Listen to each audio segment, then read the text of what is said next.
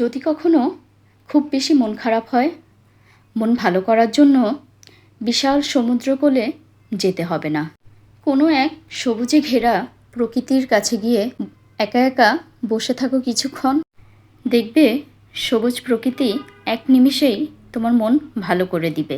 আসসালামু আলাইকুম, সবাই কেমন আছেন? আশা করি সবাই ভালো আছেন।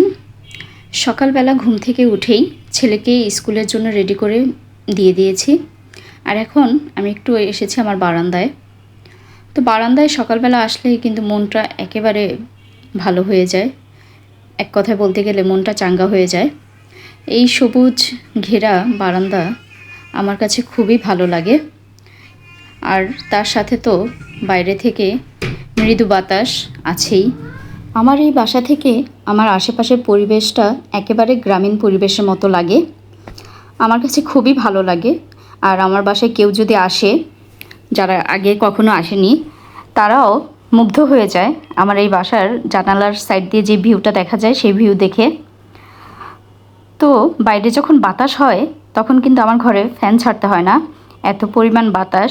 আর মাঝে মধ্যে তো দেখা যায় আমার ঘরে যেই ওয়ালমেটগুলো আছে দেয়ালে, সেগুলোও বাতাসে পড়ে যায়, এরকম একটা অবস্থা।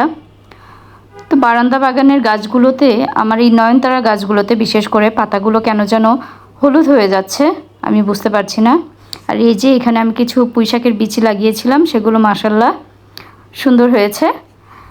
আর আমার এই তাল বেগুন গাছটাতে কিন্তু আবারও ফুল এসেছে, এই তো এটা সম্ভবত হবে। আর এটা হচ্ছে লম্বা বেগুন, তো এটাতে এখনও ফুল আসেনি, আসবে আসবে। আর এই তো আমার এইখানে সন্ধ্যা মালতীটা একেবারে নুয়ে গেছে পাতাগুলো। তো গতকালকে পানি দেওয়া হয়নি সন্ধ্যার সময়, এর জন্য হয়তো বা এরকম হয়েছে। তো আমি মরা পাতাগুলো, মরা ফুলগুলো ফেলে দিচ্ছিলাম। আর এইখানে আমার মরিচ গাছে কিন্তু আবারও নতুন করে মরিচ ধরেছে, এদিকটাতেও কিছুটা হয়েছে। আর এই যে আমার পুঁইশাক গাছ, এগুলো আমি আমার বাসায় খাওয়ার জন্য যে পুঁইশাক এনেছিলাম সেগুলোর গোড়া লাগিয়েছিলাম, আর সেখান থেকে এই তো এই শাক হয়েছে। আর এই দুন্দুল গাছটাও কিন্তু একবারে গ্রিল বেয়ে উপরে উঠে গেছে। আর এখানে আছে আমার কিছু মরিচের চারা, নয়নতারা চারা। তো এইখানে একটা ফুল এসেছে।